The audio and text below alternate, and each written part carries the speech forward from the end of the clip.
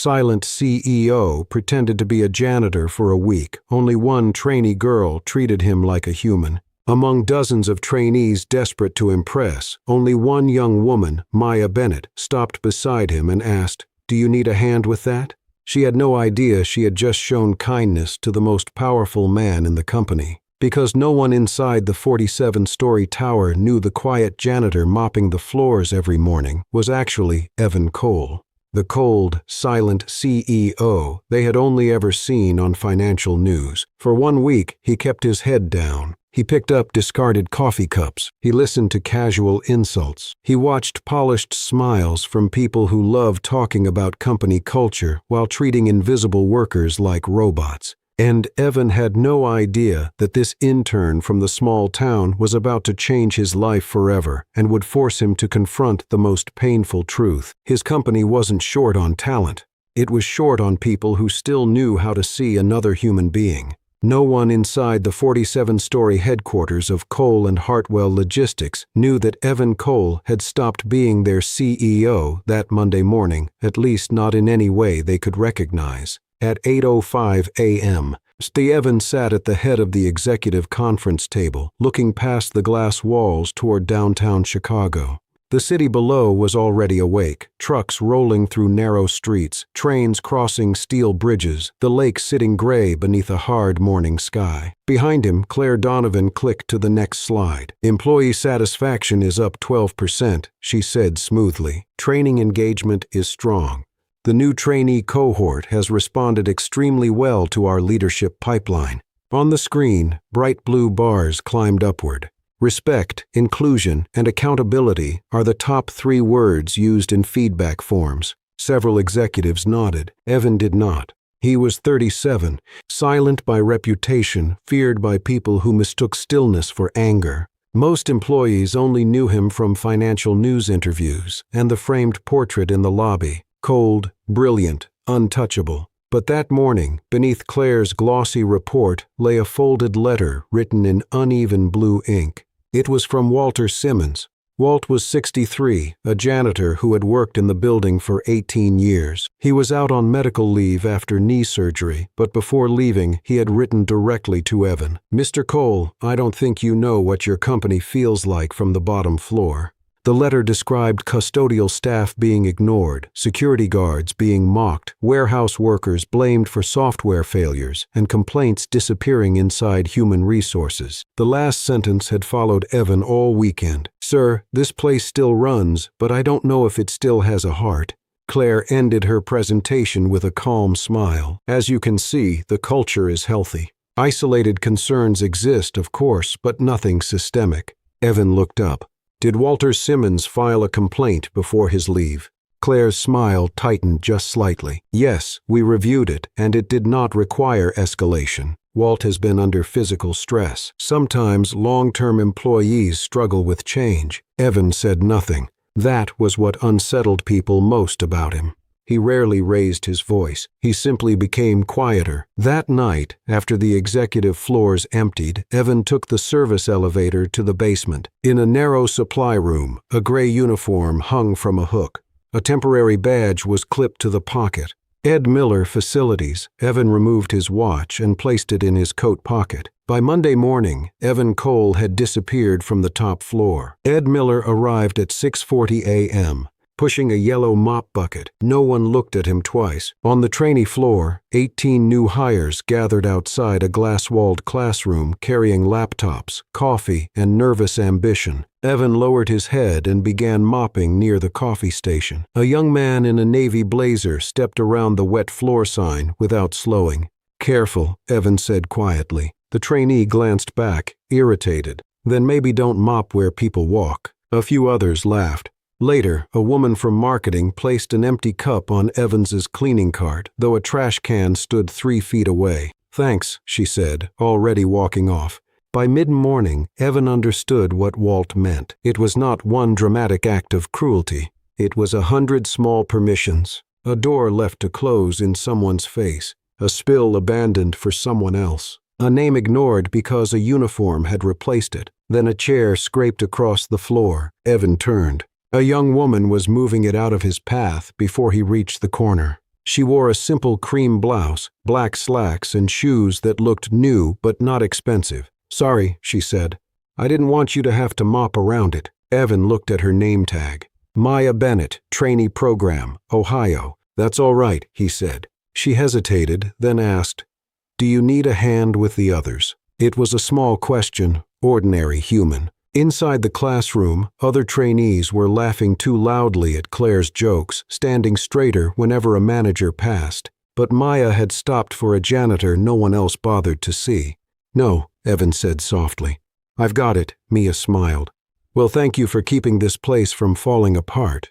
Then Claire called everyone inside. Evan stayed in the hallway, one hand resting on the mop handle, watching Maya take her seat behind the glass. For the first time in years, he wondered if the most important meeting in the building was not happening upstairs. Maybe it was happening right here beside the wet floor sign, where only one person had remembered he was human. Maya Bennett had spent the night before orientation ironing the same cream blouse twice. It was not expensive. Nothing in her suitcase was. She had packed 2 pairs of slacks, 3 blouses, 1 blazer from a clearance rack, and a pair of black flats that pinched her heels but looked professional enough if no one looked too closely. Her apartment in Chicago was temporary, small, and too close to the train tracks. Every time the floor trembled, she reminded herself it was still better than going back to Ohio with another unfinished plan. She needed this job. Not wanted, needed.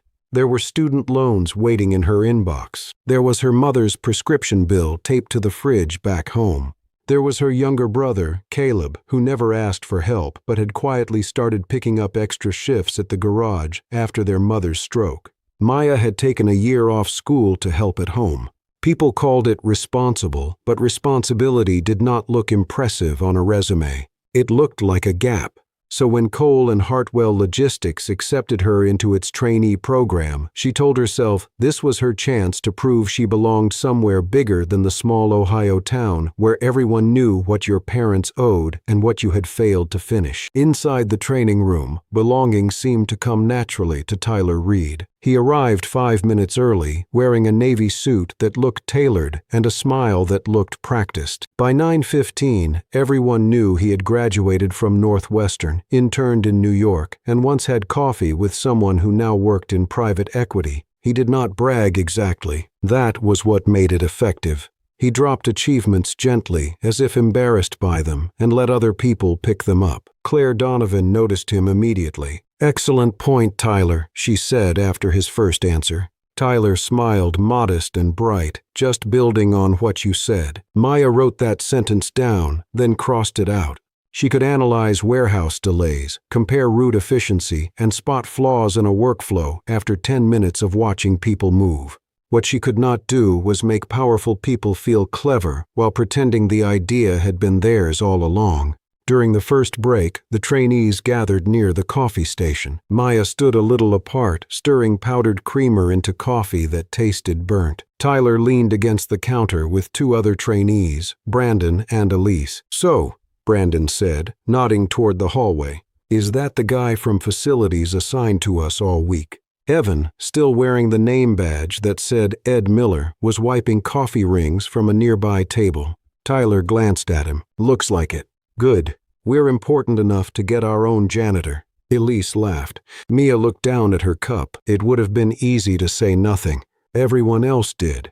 Tyler picked up a used stir stick and tossed it toward the trash. It missed, landing beside Evan's cart.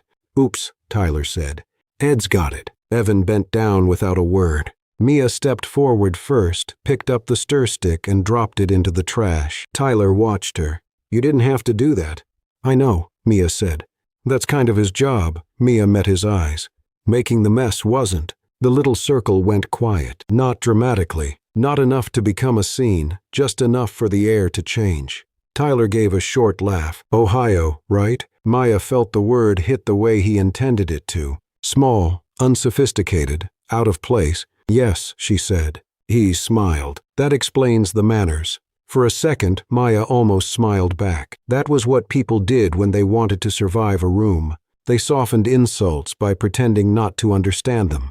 Instead, she took her coffee and returned to her seat. Across the hall, Evan kept wiping the table, but his eyes followed her. The morning continued with team exercises, leadership assessments, and Claire's polished speeches about culture. At Colin Hartwell, Claire said, "We value confidence. We value initiative. We value people who know how to step forward." Maya wondered if there was room for people who stepped aside so someone else would not have to bend down. At lunch, boxed meals were brought into the training room. The trainees ate quickly while trying to sound impressive between bites. When they finished, most left their containers scattered across the tables. Tyler stacked his empty salad bowl on Evan's cleaning cart as he passed. "Thanks, Ed," he said without looking at him. Maya stood, gathered her own trash, then quietly picked up 2 containers left by others. Brandon smirked. "Careful, Maya. Keep that up and they'll promote you to facilities." A few people laughed. Maya's face warmed, but she kept walking to the trash can. She did not make a speech. She did not shame anyone. She simply did the thing that should have been normal. That was what unsettled Evan most. She was not performing kindness. She was paying for it. By the end of the day, he had seen the pattern clearly. Tyler was rewarded for sounding like a leader. Maya was punished softly and socially for acting like a decent person when no one important was watching. And the worst part was that Claire seemed to prefer it that way. When the trainees filed out, Mia was the last to leave. She noticed Evan lifting a heavy stack of chairs near the wall. She paused. "Are you sure you don't need help?" Evan almost said no again. Then he looked at the room behind her. The abandoned cups, the expensive notebooks, the crumbs left on the carpet by people being trained to lead his company. He lifted one end of the stack.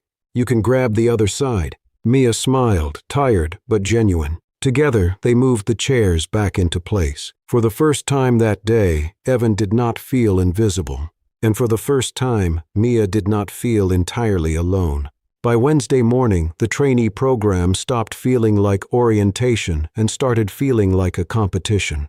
Claire Donovan walked into the glass-walled training room, carrying a stack of folders against her chest. She placed them on the front table and looked at the 18 trainees as if she were already sorting them into winners and leftovers. "Today begins your first major assessment," she said. "You'll work in teams to design a proposal for improving delivery efficiency across our Midwest routes." Several people straightened in their chairs. Maya did too. Claire continued, "You'll present your findings Friday morning to senior leadership. We're looking for strategic thinking, data clarity, and executive presence." At the phrase executive presence, Tyler Reed smiled. He was chosen as Maya's team lead within 5 minutes. No vote was taken. Claire simply glanced around the room and said, "Tyler, why don't you coordinate Group 3? Tyler accepted with just the right amount of humility, happy to help. Maya sat across from him with 3 other trainees. Brandon opened the shared document. Elise searched for past delivery reports. Tyler uncapped a pen like someone preparing to sign a treaty. "Okay," he said. Let's think big. Automation regional hubs cost reduction. Senior leadership loves clean, scalable ideas. Maya looked at the route data on her laptop. "Clean ideas don't always work cleanly," she said. Tyler glanced up, meaning she turned the screen slightly. "The Midwest delays aren't only about route distance. Look here. Late delivery spike after storms, but the software doesn't seem to adjust driver schedules enough. Drivers still get penalized when the route was unrealistic from the beginning." Brandon frowned. "How would you know that? I worked in a warehouse back home." Maya said, "Small operation, but same pattern. Dispatch would promise delivery windows that looked good on paper. Then drivers got blamed when weather, loading delays, or bad routing made them impossible." Tyler leaned closer, suddenly interested. Maya continued, gaining confidence, "And warehouse teams get blamed too. But if a truck arrives late because the schedule was impossible, the whole dock backs up. Then the warehouse looks inefficient. It's not one department failing. It's the system protecting itself by blaming whoever has the least authority." For once, no one laughed. Elise typed quickly. "That's actually strong," she said. Tyler nodded, very grounded. We can use that. Maya felt a small lift in her chest. For the next hour, she mapped out the problem. Route software that ignored local weather patterns. Warehouse shifts that were understaffed during predictable rush windows. Driver feedback that never reached decision makers. She suggested a pilot program that paired data analysts with warehouse supervisors and drivers before routes were finalized. Tyler listened carefully. Too carefully, Evan thought. He was outside the room, wiping fingerprints from the glass wall. From there, he could see the shared document projected faintly on Mia's laptop. Her name appeared beside several bullet points. By lunch, Tyler was praising her. Maya, this is good, he said.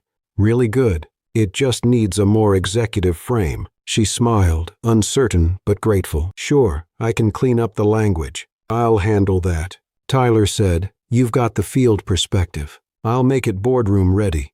The phrase bothered her, but she let it pass. That evening, after the others had gone, Maya opened the shared document from her apartment. The train rattled past her window as the file loaded. At first, she thought she had opened the wrong version. Her section was gone, not deleted exactly, absorbed.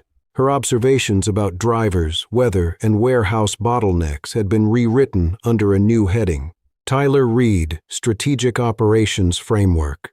Her name had been moved to a smaller section near the bottom. Supporting research, Maya stared at the screen until the words blurred. She clicked version history. There it was. Tyler had edited the document at 7:42 p.m. Her notes had been reorganized, renamed, polished, and taken. The next morning, she approached him before training began. Tyler, can we talk about the document? He did not look surprised. Sure, you moved my analysis under your section. I streamlined it. You removed my name from the main framework. Tyler sighed softly. The way people do when they want patients to look like generosity. Maya, this is a team project. Ownership gets get. Besides, leadership is a shaping raw input in strategy, but she felt that she wanted to. I'm not asking for special credit, she said. I'm asking not to be erased. Tyler's expression cooled. Careful. That kind of language can make you seem difficult. There it was. The warning beneath the smile. Difficult, unpolished, not a culture fit. Maya thought of her blouse from the clearance rack, her Ohio address, the gap on her resume, the way Claire looked at Tyler like he already belonged. She hated herself for hesitating.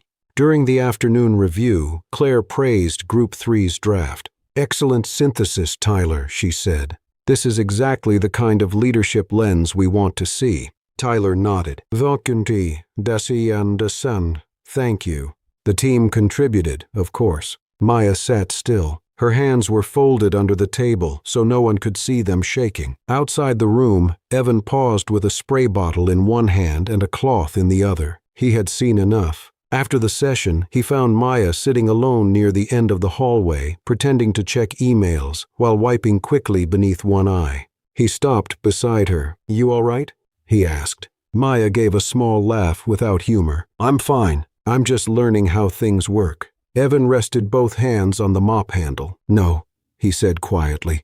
You're learning how broken things ask decent people to adjust. She looked up at him. For a janitor, Ed Miller had a way of speaking like someone who had spent years inside rooms with locked doors. Maya swallowed. If I say something, I'm difficult. If I don't, I disappear. Evan's face softened, though his voice stayed low. Don't let this place teach you that silence is proof of maturity.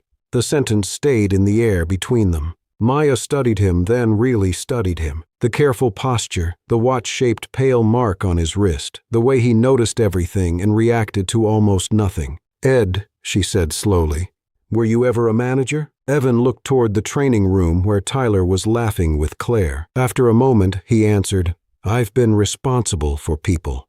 That's not the same thing.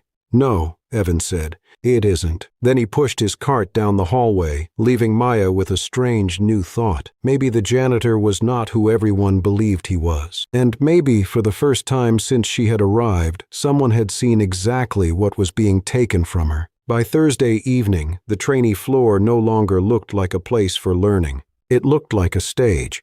The conference room had been cleared of desks and filled with tall cocktail tables, soft jazz silver trays of appetizers, and executives wearing the relaxed smiles of people who were still very much judging everyone. For most of the trainees, the networking event felt like an opportunity. For Maya, it felt like a test she had not been taught how to pass. She stood near the edge of the room in the same black slacks she had worn that morning, holding a glass of sparkling water she had not touched. Around her, people laughed easily about graduate schools, ski trips, summer internships, and fathers who knew someone on a board somewhere. Maya knew shipping delays, warehouse noise, and how to stretch a paycheck. She did not know how to turn those things into charm. Across the room, Tyler Reed was thriving. He stood with Claire Donovan and a vice president of operations named Grant Keller, speaking with the confident ease of someone who had never wondered whether he belonged. Our proposal focuses on predictive route correction. Tyler said the key is reframing Midwest inefficiency as a systems-level coordination issue. Maya's fingers tightened around her glass. Those were her points. Weather delays, driver penalties, warehouse bottlenecks, feedback loops from people actually touching the work. Grant nodded. Interesting. Where did that insight come from? Maya stepped closer before she could lose her nerve. Part of it came from warehouse patterns, she said. When route schedules ignore local conditions, the delay gets pushed down to drivers and dock teams. I saw that happen a lot when I worked. Tyler smiled and cut in smoothly. Maya has a very fieldal perspective. He said it's useful color. I shaped it into the operational framework. A few people chuckled politely, not loudly. That would have been easier to fight. This was softer, cleaner, the kind of insult that wore a tie. Claire heard it. Maya saw that she heard it, but Claire only lifted her glass and said, Tyler has done an excellent job translating raw observations into leadership language. Raw observations. Again, Maya felt heat rise in her face. She wanted to answer. She wanted to say that leadership language meant nothing if it erased the people who understood the problem. Instead, she swallowed it. At the far side of the room, Evan stood in his gray facilities uniform, collecting empty plates from a side table. He had seen the exchange. He had also seen Claire's choice not to stop it. Then a wine glass slipped from Brandon's hand and shattered near the cocktail tables. Red wine spread across the pale floor. Everyone stepped back. Tyler glanced toward Evan. Ed, he called, loud enough for this small circle to hear. You might want to get that before someone important ruins their shoes. A few trainees laughed. Evan set down the plates and reached for his cart. Tyler added, Careful, though. That floor probably costs more than your monthly paycheck. The room went still for half a second. Then someone gave an uncomfortable laugh, and the moment tried to disappear. Maya did not let it. She crossed the floor, crouched down, and started picking up the larger pieces of glass with a napkin. Maya, Evan said quietly, moving toward her. Don't. But she had already reached for a shard near the table leg. It sliced across her palm. She inhaled sharply. A line of blood appeared bright against her skin. For the first time all evening, Tyler's smile faltered. Evan was beside her instantly, not like a janitor answering an order, like a man who had forgotten what role he was supposed to be playing. He knelt, took a clean cloth from his cart, and pressed it gently against her hand. Hold this, he said, his voice low. Maya looked at him. There was something in his face she could not name. Anger, yes, but not at her. Concern controlled so tightly it almost looked like pain. I'm okay, she whispered. No, he said. You're bleeding. For a moment, the noise of the party faded. Maya saw only the man kneeling in front of her, steadying her hand, as if her small wound mattered more than the executives watching them. Then Tyler cleared his throat. Okay. This is getting dramatic. Maya stood slowly, still holding the cloth to her palm. She looked at Tyler, then at the others who had laughed because it was easier than objecting. You can be smart, she said, her voice shaking but clear. You can be impressive. You can know exactly what to say in rooms like this. Tyler's jaw tightened, but none of that gives you the right to make other people smaller. The room went silent. Claire stepped forward at once. Maya, she said softly, which somehow sounded worse than shouting. I think you should step outside and compass. Maya stared at her. I'm composed. Claire's expression did not change. This is a professional environment. Emotional control matters here. There it was again, the invisible red mark. Not polished, not suitable, not leadership material. Maya looked down at the cloth in her hand. Blood had begun to seep through. Evan rose beside her, his eyes fixed on Claire. For one dangerous second, he almost said her name as himself, but he stayed silent. Not because Claire was right, because when he finally spoke, he wanted the whole company to hear him. Maya walked out of the party alone. Behind her, the jazz started again, softer than before, and Evan Cole, still dressed as Ed Miller, looked around the room at the polished faces of his future leaders and understood something with a cold, sick certainty. Walt had not exaggerated. He had understated it. The next morning, Maya received the meeting request at 8:12. Claire Donovan, HR Review, 8:30 a.m. No explanation, no greeting, just a calendar block that appeared on her screen like a verdict. She knew before she entered Claire's office. The room was too clean, too bright, too carefully arranged. Claire sat behind a glass desk with Ma's trainee file open in front of her. A red digital note glowed beside Maya's name. Claire smiled as if this were a kindness. "Mia, I want to begin by saying you have potential." Mia sat very still. "But potential has to be paired with adaptability," Claire continued. "Last night raised concerns about your emotional control in a leadership environment." "My hand was bleeding," Mia said.